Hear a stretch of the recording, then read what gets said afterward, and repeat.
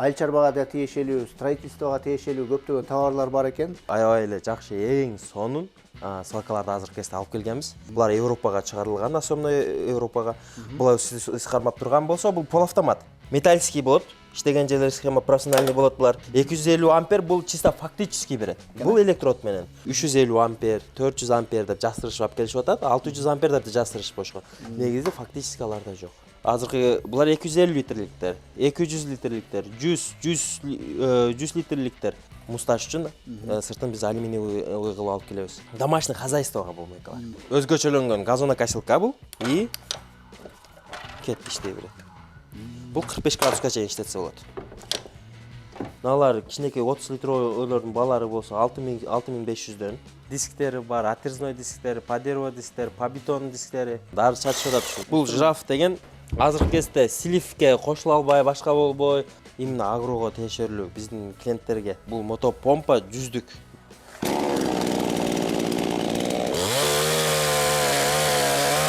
Алып келдик азыр аппараттарды элге кандай иштештерин, кандай качествода сварщик балдар ала иштеп көрсөтүп, кандай иштештерин көрсөтүп беришет.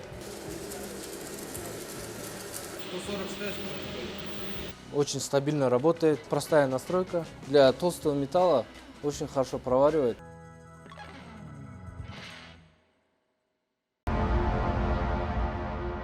Мекендештер, саламатсыздарбы? Биз азыр Бишкектин так ортосунда жайгашкан бир сонун кызыктуу магазинге келдик. Бул жерде айыл чарбага да тиешелүү, строительствого тиешелүү көптөгөн товарлар бар экен. Алини таанысыздар, Табылга соода борборунда мотоблок сатып келген, помпа, насос, строительный электрооборудованияларды сатып келген. Биз дагы ушул азыр Бишкектин Табылга жакта эмес, бир рабочий городок жагында жүрөбүз. Азыр тагыраак Бакаева 54 беркисинде. Тагыраак азыр дарегин айтып кетебиз сиздерге. Бул жерде эми өзүңүздөр көрүп атканыңыздардай компрессорлордон баштап, тетиндей точкаларга чейин, отверткадан баштап мондай компрессорлорго чейин, перфоратор, болгарка, сонундай укмуштуудай сваркалар турат.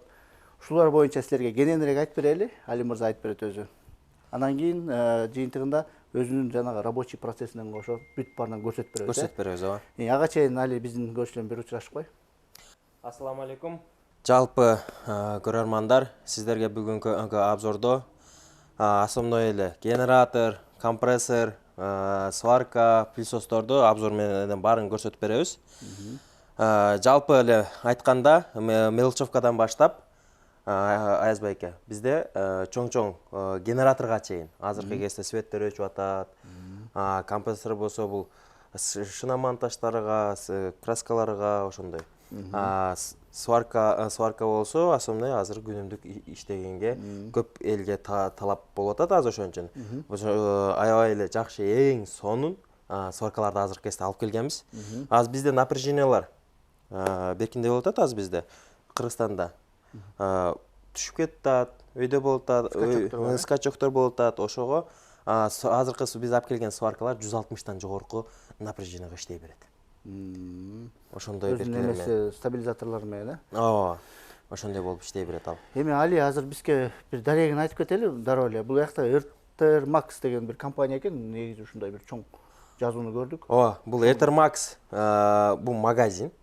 Макел RTR Max бул бир модель. Ооба. Бул макел бул электротовар. Бул розетка, точка, кабелдер, булар оптовый сценаларда и розница сценаларда берилет. RTR Max болсо бул өзүңүздөр көрүп тургандай эле булар мелочевкадан баштап инструментке чейинкилери бул RTR Max бул турецкий фирма. Бул жана инструменттер, отвертка, бүт эмелердин баары. Бул сваркаларчы эмне деген компания? Сварка булар Велда деп келет. Велда? Бул Велда. Булар Евростандартта чыккан, основной. Булар интернеттерден өздөрү көрүп алса болот.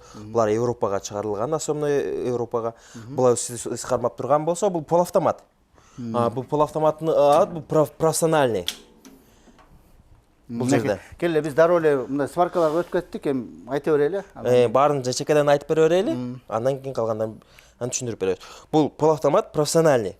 5 килограммга чейин, 20 килограммга чейинки беркилер түшө берет буларга. Отмотка, проволока зымы түшө берет буларга. Металлический болот, иштеген жерлер схема профессиональный болот булар. Эң эле жакшы жери буларда. Бул однофазный, трехфасканын кереги жок. Мында розетка 220 розетка 220 менен эле иштей берет. 250 ампер бул чисто фактически берет. 250 ампер. Адманка жазылган эмес. Особенно бизде болсо адманка жазуу менен Кыргызстанга көп сварочный аппараттарды алып кирип атат да. Алар мисалы үчүн 500 ампер деп жазып коет, самында эле 140 эле ампер берет. Агер 500 ампер деген аябай эле чоң сваркалар болот. Бул негизинен. Буларда жакшылыгы дөңгөлөктөрү бар. Мына түшүп көрсөтөйүн. Удобностьтор аябай жакшы алардыкы. Объект ичинде мындай объект ичинде сүдүрөп коюп иштете берсеңиздер болот. Эң аябай жакшы, мындайча айтканда Кыргызстанда мындайча ачык эле айтканда номер 1 сварка. Велдо деген компания экен. Бул каяктын кайсы мамлекеттик болот? Бул Кытайдан чыгарылат, особенно Европаларга чыгарылат, Америкага, особенно только Европага чыгарылат. Евростандартынга жооп берген сваркалар экен да. Бизде азыр эң көп түшүнүк мындай Риланд деп сатышып атат негизичи. Риландтардан караганда да качествосы жакшы. Азияга чыккан Ирланд менен бизге Европага чыгарган Ирланддын разницасы бар. Бул Велда Европага чыгарылган. Чисто. Бул чисто оригиналы. Анда биз дагы Евростандартка жооп берген сваркаларга ээ бололу. Мунун кандай иштеген процесси эмелери кандай болуп калат? Токтоп калат, иштеп иштеген гарантия болсо проблема жок. 6 айдын ичинде дагы эле мен айтам, полный гарантиясы менен. Ремонт, запчасть полный бекер болот. 6 айдын ичинде сервисный обслуживаниясы менен гарантия бар экен да. Бекер берилет. Запчасттар менен проблема болбойбу буларга? Бул запчасттар менен проблема жок. Азыр кезде запчасттары бар. Эртең күндө андай проблемалар буларда карап эмес. Ошо проволокасы жана варт эткен эмеси бар силерде? Алар биз өзүбүз сатабыз. Бар Калса бизден алса болот. Аларды эле биз өзүбүз ташып алып келебиз. Алар арзанды бизден алса, базардан караганда арзаныраак алат. Негизи базардан эле тапса болот. Базардан деле тапса болот. Бирок мындайча айтканда, проволокаларды эмне 300 сом, 400 сом, 500 сомго чейин базарларда кымбатыраак болуп калышы мүмкүн. Ошондой эле карап бул жакта Кел биягынан. 160 ампер бул чисто фактически ампер берет. Электрод пятерка электродко чейин, 5-чи электродко чейин спокойно бар. Бул электрод менен кетет экен. Бул электрод менен спокойно. Бул жерде МСУ деп турат. Бул жерде чип. Бул МСУ деген бул өзүнчө бир чип болот буларда өзүндө. Полный системаны башкарып турат. Ошол напряжение түшүп кетсе, өйдө ылдый болсо, ошол система буларды башкарып, варт эткенге иштей берет, иштей берген. Бул профессиональный. Стабилизатор деп коет. Ооба. Бизде эң көп 140 амперликтерди 350 ампер, 400 ампер деп жастырышып алып келишип атат. 600 ампер деп жастырышып коюшкан. Негизи фактически аларда жок. Даже салмагы деле андан азыраак болот алардыкы. Бир көтөрбөйлү канча килограммдай. Анда эле жеңил экен да. Көтөрүп жүрөт экенсиң да. Булар ооба. Ичтерин ачып, бардыгын обзор кылып кийин көрсөтүп беребиз. Ичи кандай жайгашкан. 220 булардыкы. Ошондой эле бул жерде плазмарез. Good 40 деп коет булар. Талшына 15 мм темирди кыркат. Резак мындайча айтканда, плазмарез. Через компрессор иштей берет, хотя бы болбоду дегенде 50 литровый компрессордон жогору болсо жакшы. Булардын резагы жок, Аларда резак жок. Буларда түркө 40 турган кесе турган болсо электрод менен кесе болот булардыкы.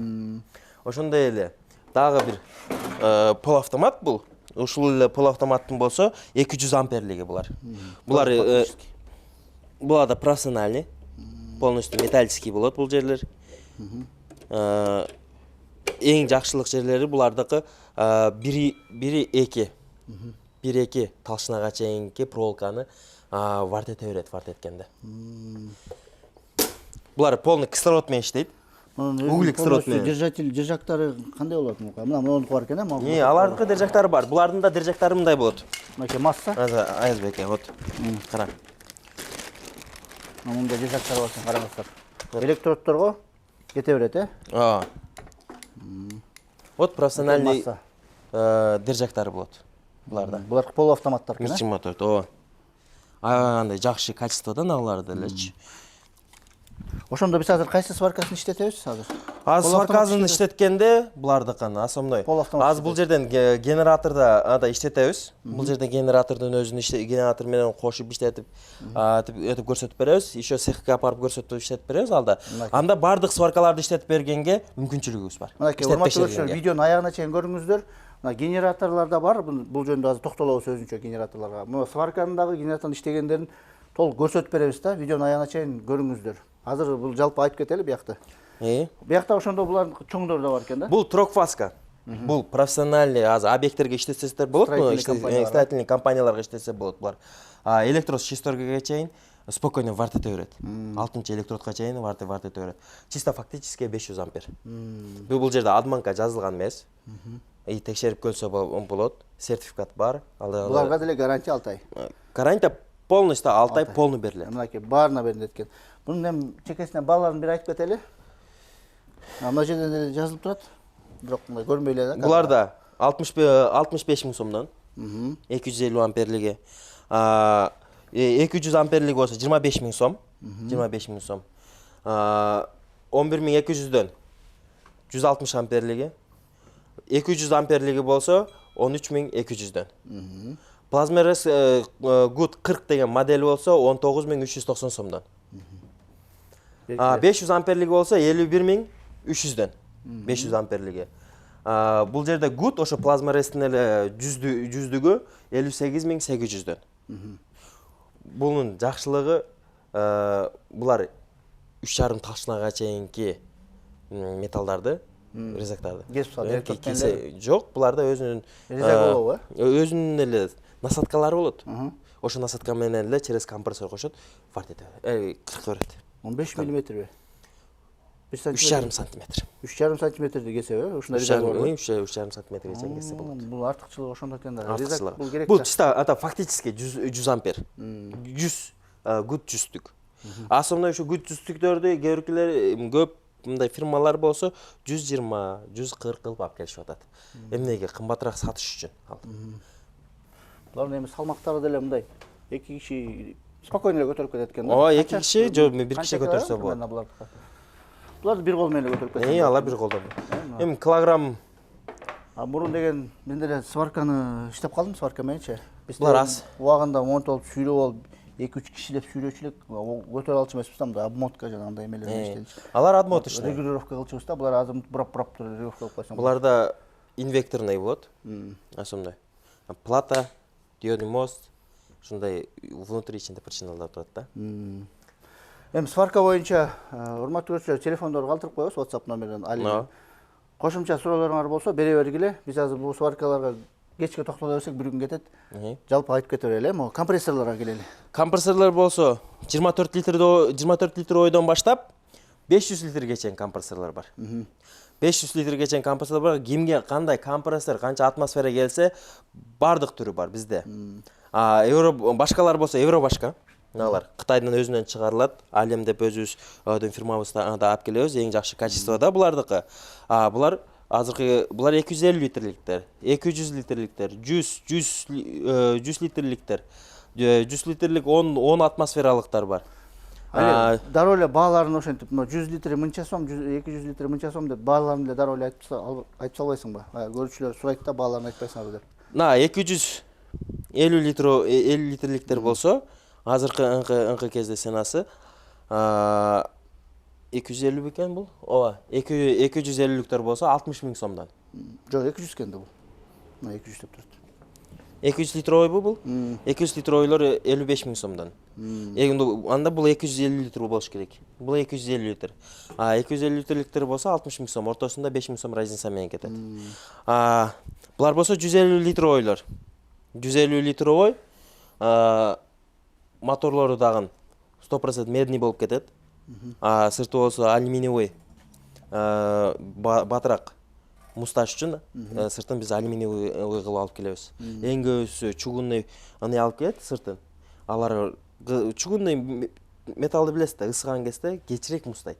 Алюмин азыркы отопленияларды билесиз да, отоплениялар алюмин менен болуп атпайбы көбүчө. Батын ысышы да бат, мусташы да бат.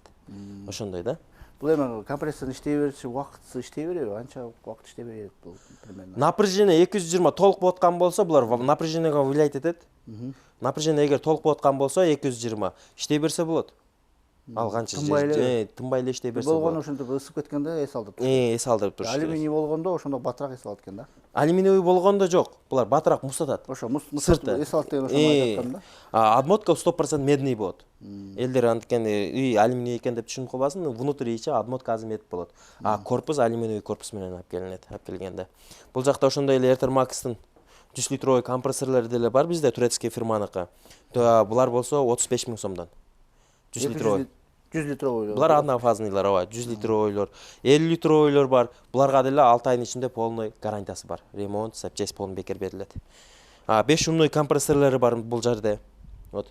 Эртермакстыкы булар основной стоматологияларга, швейный цехтерге койсо болот.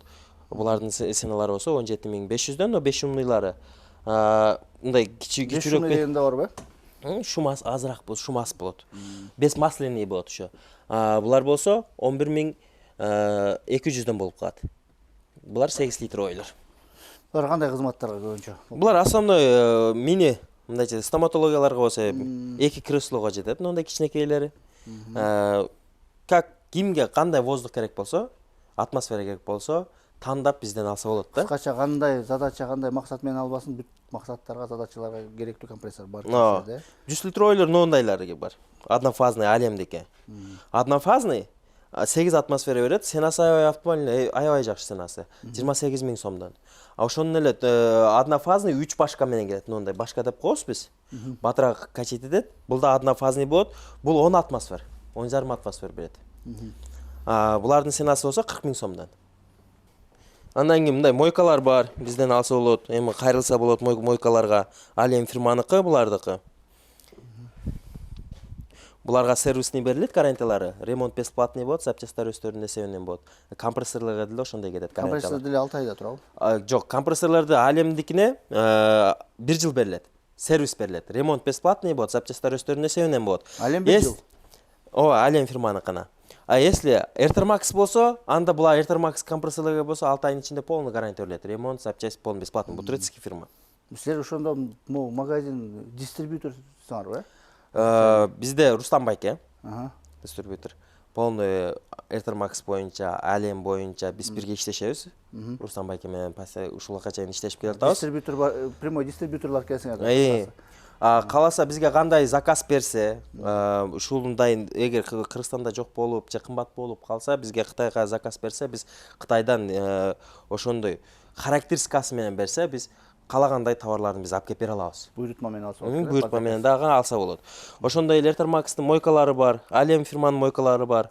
Бул мойкаларды мындайча айтканда, үйлөргө, домашний хозяйствого бул мойкалар. Мойкаларды мында кыскача эле айтып кетейин, бул мойкалар 5 000 сомдон, Алем фирманыкы 20 000 сомго чейин алса болот. Эртермакстыкы да бар экен. Эртермакстыкы да бар. Эртермакстыкы азыркы кезде өтө бизде количестволор азайып калды азыр. 6 000ден 10 000ге чейинки теректеги мойкалар калды бизде. Мындай. Ну эмне алем булар. Газонокосилкага окшош немелер. Булар газонокосилка. Бул эми газонокосилкалар канчадан бери сатып келатасыңар? Газонокосилка 7-8 жылдан бери. Мынакей газонокосилкалардын өзөгүнө чейин билет экенсиңер да. Кандай болот, сапаты кандай, иштеши кандай. Булар да азыр эми элдер азыр үйдүн коронун, кооздугун каалап, аябай көп алып атышат ушуларды. Эң эле өзгөчөлөнгөн газонокосилка бул. Бул старт-стоп менен жүрөт. Аккумулятор бар. И статор бар, басат жүрөт. Аккумулятор өзүнүн эмеси менен. Өзүнүн аккумулятору бар. Аккумуляторду зарядтап койсо боло берет. Бир күнгө жетеби? Аккумулятор 1 айга жетет. Ал аккумулятор только базы эле жүгүскөн гана кезде кетет. Өзү иштегенгечи? Өзү иштеген кезде бул бензиновый болот. Мынакей. Бензин менен иштей берет, статор менен. Бул просто ручнойда жүргүзсө болот бул жерде. Көртөсүз. Бул жерде болсо, бунун бетилер лигровкалары бар. Өйдө төмөн кылып. Бул дизелби? Бензиновый болот. Канча батат бул? Канча литр бул? Бензин 1 литр батат. Канча убакытка жетет ушул? 1 литр. Булардыкы как кандай газ менен иштешет, кандай берки менен иштешет, ошол разницалары бар. Негизи моторго масло болсо 600 грамм кетсе, где-то 1 литр 2 саатка жетет да. 1 литр 2 саатка жетет. 2 саатка жетет. 2 сааттын ичинде көптөгөн жумуштарды аткарып койсо болот экен да. Мындайча айтканда, эң сонун жери боковойну ачып коебуз буну. Ошо боковойнан да чөптү чыгарып кете берет и буну алып коебуз. Ал топтойт. Боковойго эле чачып кете берет. Бул топтойт.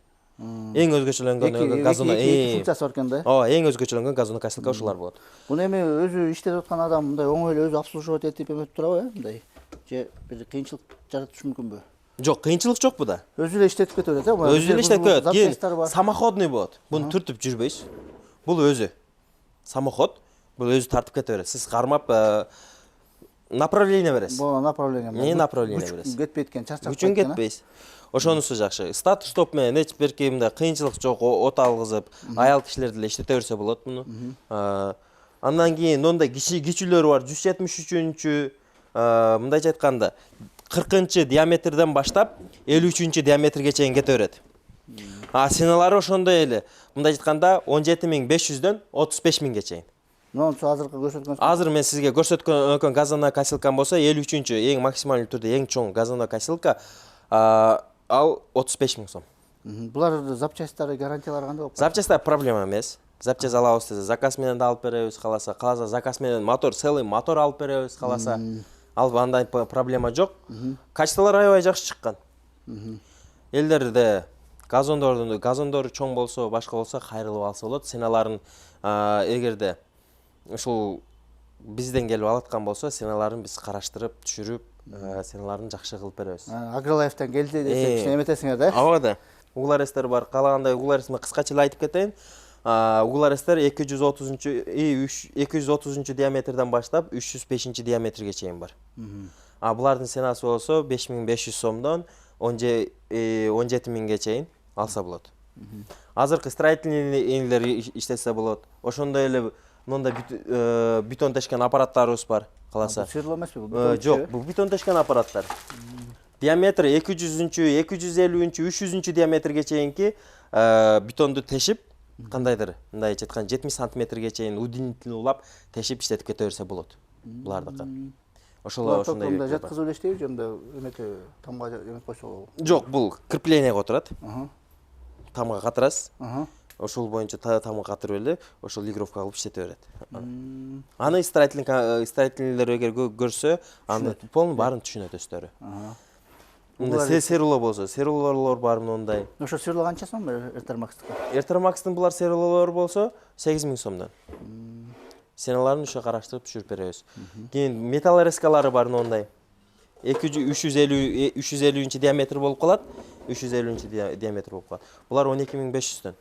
Бул чисто оригинал двигательдер менен отмоткалары медный болот. Кандай сонун качествода да. Булардыкы 6 айдын ичинде ремонт, запчасть полный бесплатный болуп кетет булардыкы. По дереву булар кетет. Ошо. Булар развизной болот. Бул жер 32 сантиметрге чейин алат. 32. И 45 градуска жыгылат. Угулгачы бул жерчи.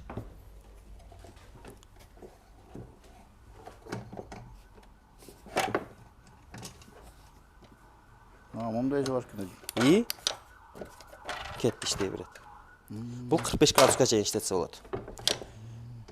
Жыгач менен иштегендерге Жыгач менен иштегендерге, эшиктерди койгонго, кийин ондай плашатычтылары да бар булардын. Плашатычный и угларесте боло берет. Ошондой беркилери жакшы. Функциялары бар. Присостор бар, алемдеки. Строительный и үйгө колдонсо болот. Азыр биз алып аткан үйгө домашний алып аткан присостор көпкө жетпейт. Азыр жылын алмаштырып аткан элдер, жылын алмаштырып аткан. Бирок мен мисалы үчүн ачык айтам, мен строительный үйлөргө дагы строительный присосторду колдоном. Үй шартына деле. Үй шартына. Строительный присостор. Зато 10 жыл, 15 жылга чейин спокойно иштеп берет. Анын моторлору да, шлангилер мисалы үчүн эми ал расходный да. Ал кетет, башы кетет, ошондой расходный болуп калат мисалы үчүн. Мен айтат элем негизи присосторду алып атканда үйгө алса деле строительный эле присос алып койсо көбүрөөккө жетет. Мойкаларга дагы строительный присосторду колдонушуп атат. Эмнеге көпкө жетет? Мойкада кээ бир присостор влажныйдан коркот. Ошон эсебинен көбүнчө мындай влажныйдан бул коркпойт. Лигировкалары бар полностью. Алар аябай жакшы присос, но эң жакшы качестводагы присос ушул. Бул башка фирма экен, Алем деген жазуучу экен. Жок, бул да Алем фирманыкы негизи. Түрү башка. Була водяной присос аябай жакшы да. Бул үйгө да колдонсо болот, башкага да колдонсо болот. Негизинен мындай качествосы сонун. Канча сом? Алдыгы бирден айтып кетсең чекесине. Азыр мен баасын бунун баасын азыр мен сизге карап айтып берем. Мынакейчи. Полуавтоматический система болот булардыкы. Кана бир көтөрүп көрсөң, салмагы канча килограммдай болуп калат? Эми килограмм эми аял киши деле көтөрсө болот эми ровно эми плюс-минус бир 10, 11, 12 килограмм деп коюң эми. Өзүң кандай көрсөтөт бул? Канча жылдан бери сатып келатасың? Булар жаңы келип атат. Жаңы алып келип атабыз азыркы кезде. Бул пылесосту эң жакшылыгы вот.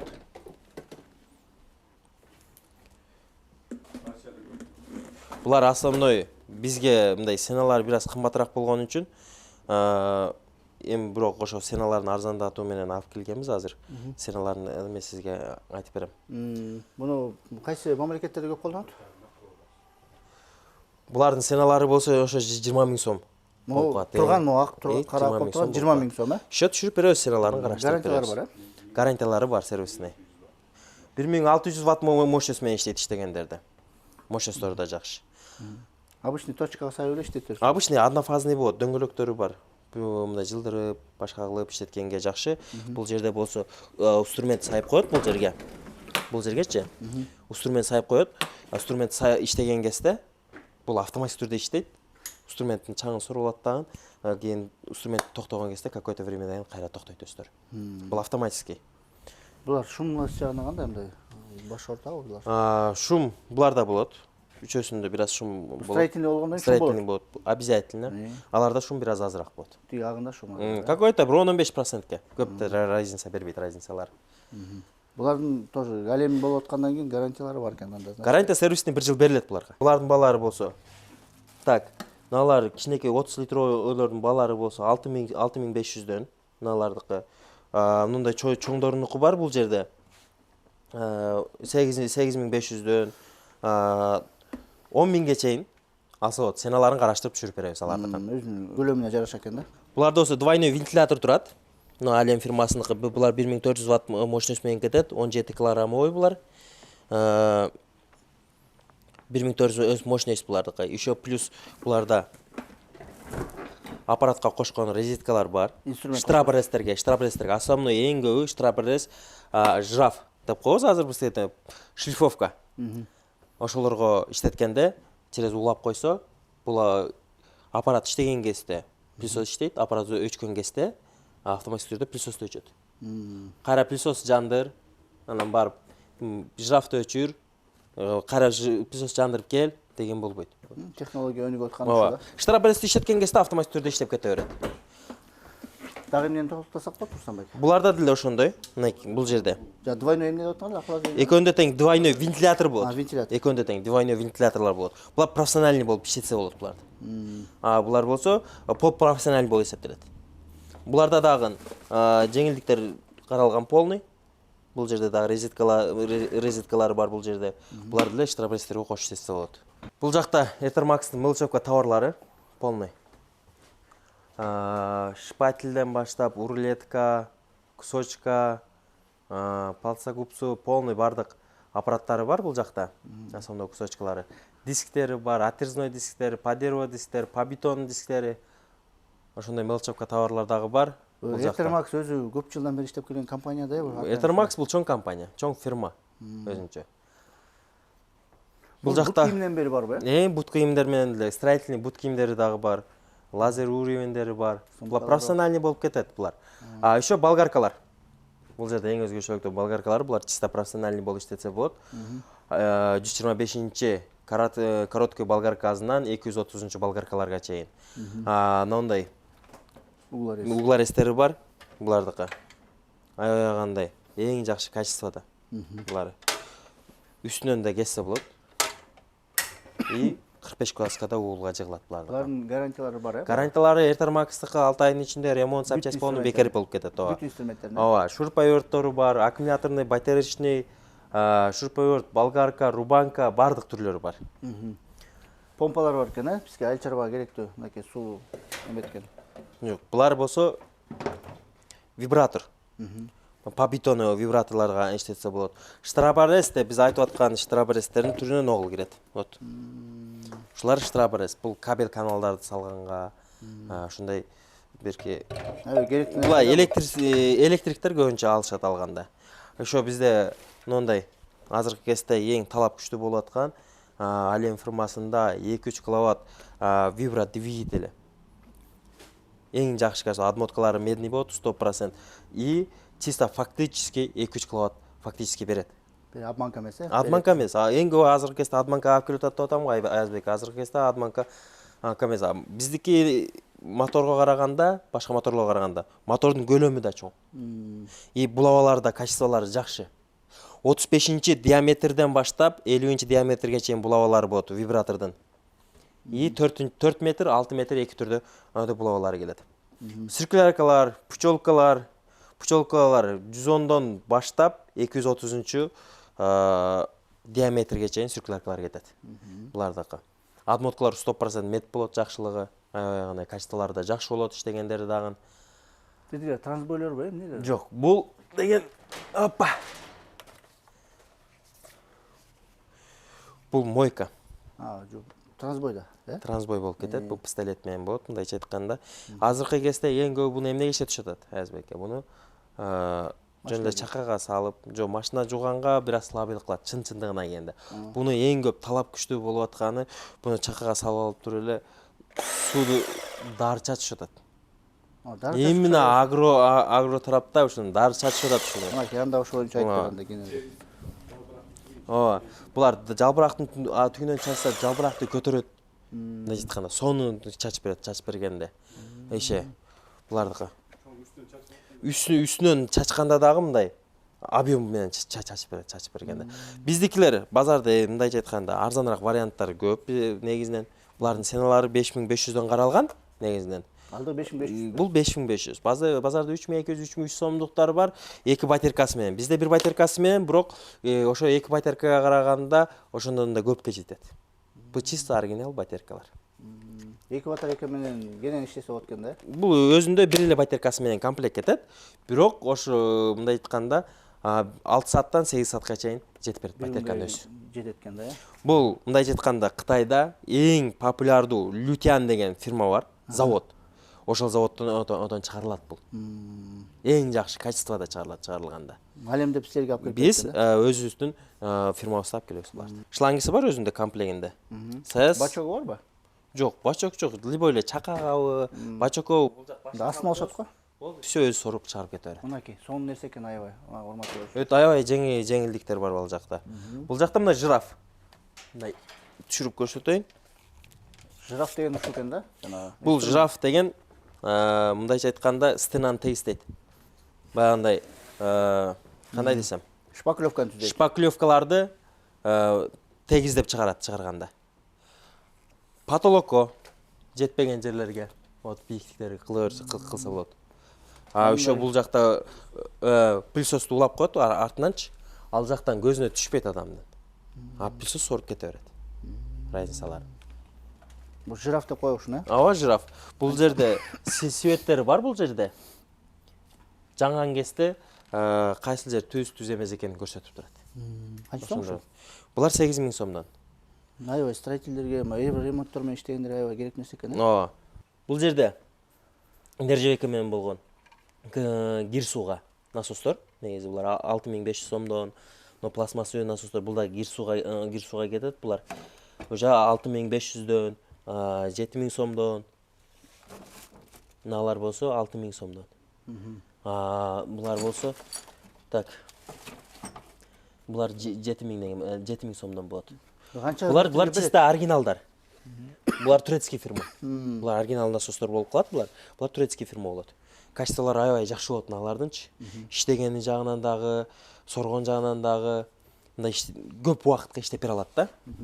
Анан бизде основной агрого көп тиешелүү бул жерде адам мотопомпа болот. Мотопомпанын негизи түрлөрү бар бизде. Азыр пока бул жерде витринада ада жок болуп атат. Мен сиздерге кийин дагы обзор кылып көрсөтүп берем. Бул жерде 50 диаметрде Ertermax фирмасы бензиновый помпасы. Двигатель 168 двигатель турат. Иштеген жагынан да качество жагынан дагы бензин расход жагынан да разницалары бар. Башка потом болор боюнча бир 200 грамм 300 граммга чейин азыраак ичет ичкендер. И гарантиялары 6 айдын ичинде ремонт, запчасть полный бесплатный болот. Канча сом ушул?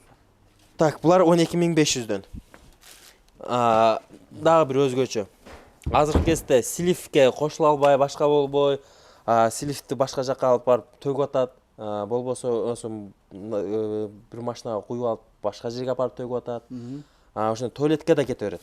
Мындай өзгөчө насос. Эртермакстыкы. Бунда түгүндө бул жеринде бычагы бар. Мынакей айланып.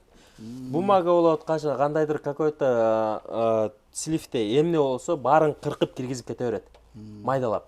Өзүнө мындайча айтканда ылайыктап кетет экен да. Өзүнө ылайыктап берет. Качестволары да жакшы, иштегендери да жакшы. Булар 16.200 сомдон болот. И качествосы ошого жараша болот. Мындай көп служить этип берет, бергени. Кийин главный буларда насостордо, электрический насостордо эң главный напряжение жакшы болуш керек. Бизде элде аябагандай мындай көп мындай түшүнбөгөн өстүктөр болот. Барып күйүп калат, маалымат аз болот. Бар нерсенин өзүнүн эрежеси бар. Ошонун эрежесинде иштетсе, булар да көпкө жетет. Кээ-биркилер напряжение аз болсо, бул напряжение аз болсо, ход оригинал болсун, ход не оригинал болсун, көпкө жетпейт. Оригинал менен разница, напряжение жок болот, низкий болуп аткан болсо, оригинал бир саатка көбүрөөк иштеп бериши мүмкүн. По-любому күйөт. Напряжение. Главное, напряжение жакшы болсо, бизде элде мындай кээде бизде ушундай түшүнмөчүлүктөр болуп атат, түшүнбөстүктөр болуп атат да. Кокосо мынтип бердиң эле, антип бердиң эле депчи. Мен главное айтып коет элем, мындай напряжениялары бар нерсенин эрежеси менен иштесе көпкө жетет. Эксплуатациясын туура кылып, туура эрежелерин. Главное эксплуатациясын азыр бар нерсенин заводдон чыкканда өзүнүн эрежелери бар да. Мындай болуп иштеш керек, мындай напряжение менен иштеш керек дегенчи. Ошондой ондой берки менен иштесе, анда бардык нерселер көпкө жетмек да. Бизде Кыргызстанда көп нерсе стабильный эмес. Именно агрого тиешелүү биздин клиенттерге Аязбайке мындайча айтканда, бул мотопомпа 100-дүк диаметр менен болот. Диаметр менен. Статор, полстатор, полный 5 статор менен бар арзаныраак болот. 5 статоры жок да арзаныраак болот. И статор менен бир аз кымбатыраак болот разницасы. Аккумулятор менен мындайча айтканда.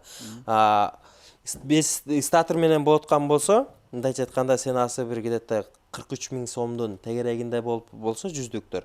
Аккумулятору жок, где-то бир 35.000 сомдун тегерегинде болуп калат. Разницасы. Пускачы да бар. Ценасы аябай жакшы. Ценасы өтө сонун. Бул дагы завод Лютяндан чыгат. Мен сизге берке кылган беркени көрсөтпөдүмбү мойканы? Ошону көрсөткөн завод Лютяндан чыгат.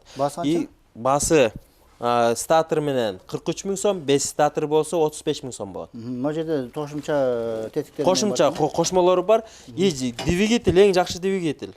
Булардачы бир жыл сервис берилет, 186 двигатель. Бүт запчастьтер бар. Эртең күндө проблема болбойт. Форсункалары оригинал форсункалар болот. Саатына болсо максимум 1 литрге чейин, бирок негизи нагрузкага карап 500 граммдан 800 граммга чейин жетет. Негизи 1 литр деп айтылат. Максимум мен 1 литр деп айтам. Негизи полный характеристика 800 грамм жетет. Негизи максимум 800 грамм. Мен максимум 1 литр деп коет. Түшүнүктүүрөөк болсун деп. Ал эмден кийинки жылкыга бунун түрлөрү көп болот. 7-8 түрүн алып келебиз деген планда бар азыр эми. Азырынча бир мындай эле дизельный эле түрү бар. Биз муну деле пробага алып келдик. Эми Кудай кааласа кийинки жылкыга мындай агрого тиешелүү көптөгөн нерселерди алып келебиз. Суу азыр суу барган сайын ар бир киши өзүнүн баягы арык самочок менен көп суу. Азыр бизде суу эмне болуп атат? Тартыш болуп атат. Капельный орошение болуп атат. Капельный орошениега болуп атат. Суу келбеген жерлерге мына бассейндерди кылып, через ошо аркылуу тартып атат. Ошондой разницалар менен ошолорго ушулар келет. Эң ылайыктуу ушулар экен, Мен жанатан бери ушул эмелерге кызыгып атам да, мына ал эмдин мындай инструмент наборлоруна. Ушулар боюнча бир маалымат берип койсоң али. Бул аккумуляторный перфоратор. Бул жерде. Аккумуляторный экен, задний вперед. Эми электрическийге караганда чуть-чуть слабый болот. Эми бул эмнеге керек? Кимдерге керек? Бул электромонтажчыларга көп керек болот. Ошол нерсени. Бир жерге апарып туруп орното коет, шкафты берке кылганда бир жерге орното коет. Биз зарядниктер аябай жакшы. Зарядниктер быстро зарядниктер болот. Азбекке карап. Бул жерде да 2 батарейкасы менен кетет. Мынакей электропрепаратор деген бар. Мынакей. Канча? Сумкасы менен ачсам? Булар 7500 сомдон болот. 7500. Мунун Аккумуляторун чечиш керек. аккумуляторун чечиш керек. И жайгаштырыш керек. Мынакей. Son görünüş да. Бул эмне? Бул болсо бетонго аткан пистолет. Мындайча айтканда ада пархой болот, 5 пархой болот. Дубиль эметкен урган болот. Дубиль аткан пистолет болот. Бул Туя деп китайский завод болот, эң жакшы качестводо болот булар. Эки түрдө болот булардыкы. Бирөөсү экөө тең аккумуляторный, бирөөсү болсо мыкты унаалар болсо, мисалы үчүн, караң. Бул жерде Октойт кезиң да. октойсуз, евро иштете бересиз да. Мен сизге азыр мунун бир түрүн көрсөтүп берем сизге. Бул жана дубиль урганда өзүнчө азап да тамга бетонго. Кыскача нускача эле айтып кете берели, анан өзүлөр керектүү маалыматын дагы телефон аркылуу билип алышат. Ушундай бар экен да негизи. Мен азыр канча баасы? Так, бунун баасы деген азыр мен силерге иштетип буну көрсөтүп берем. Ошондо баасына ошону кошкондо айтып кетейин. Мынакей бул жакта анта бирсе Полный набор экен бияк. полный набор. Мисалы үчүн Шуруповерт, болгарка, болгарка и перфоратор. Үчөөсү биригип ценасы 10500 сом акча, 10500 сом болот. Бул турецкий пылесос эки мотор менен кетет. Бул күчтүү болот булардыкы. 6 ай ичинде ремонт запчастьтары бекер болот булардыкы. И ценасы деген 27 000 сом. RTM 8060 деген модель болот булар. Ошондой болот. И перфораторлары бар бул жакта. SDS Max, простойлору, как обычно отбойниктери. Булардын ценалары, как мындайча айтканда, где-то 7000 сомдон жогору көздөй болот Air Max'тын перфораторлары. Бул жакта деле китайский кусочка, бирок оригинал кусочкалар булар. Электриктерки основной. кусачка, Кусачкалар. Электриктерки, рулетка бар. урлетка, зелента, бүт түрүнүн изоленталар бар бардыгы. Бул жакта отеркалары.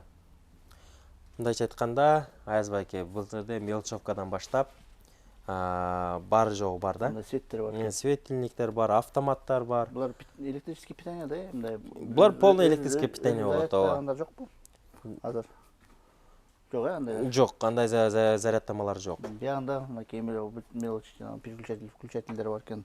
Мындай азыр мындай светтер актуальный болуп атат. Бул боюнча Булар как обычно эле турецкий лампалар булар. Мына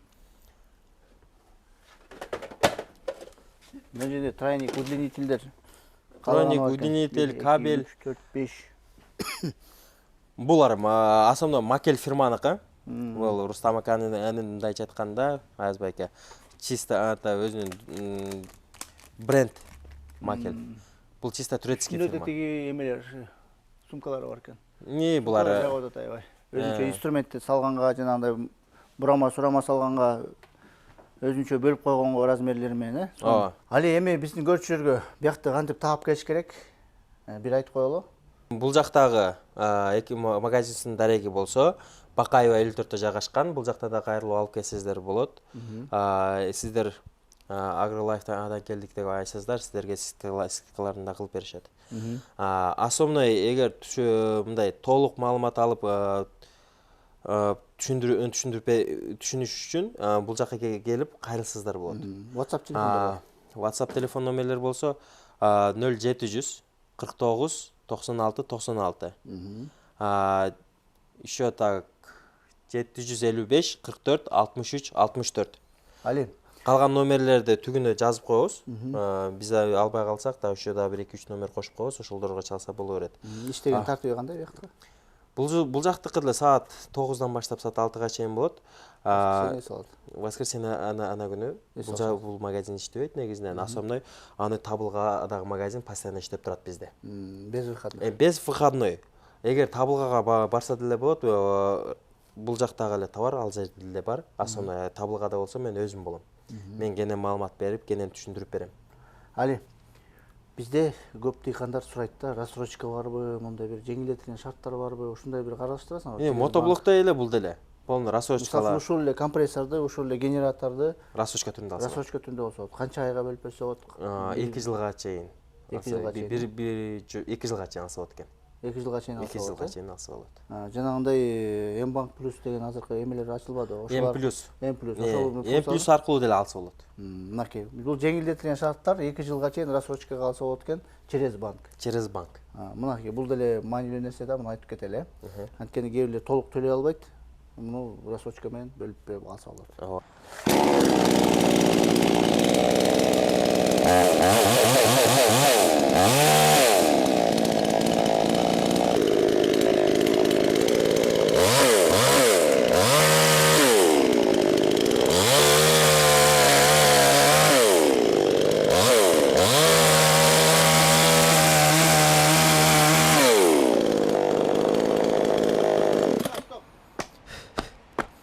Ал эми фирманыкы 7500 сомдон. Эртермакстыкы 7600 сомдон, экөөнүн разницасы 100 сом разница. Ал эми фирманыкы 58 поршень, бул да 58 поршень.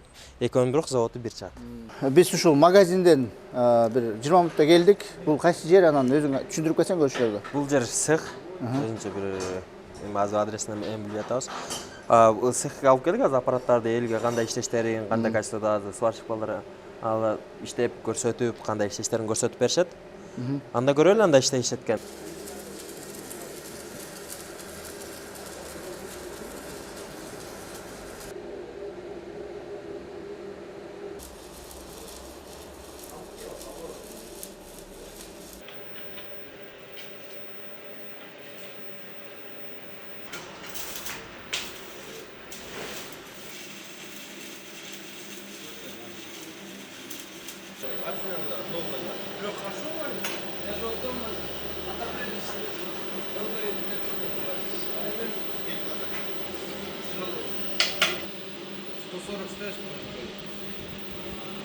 Матиз менен Форд билет дегенде болду да. Сварщики знают. Да. Көрсөтүп коебуз что? Самое главное, они вот это, знаете, вот этот корпус алюминиевый, да? Сейчас у многих пластмассовый. И когда вот это начинаешь зажимать, вот это ставить, она сразу ломается до треска.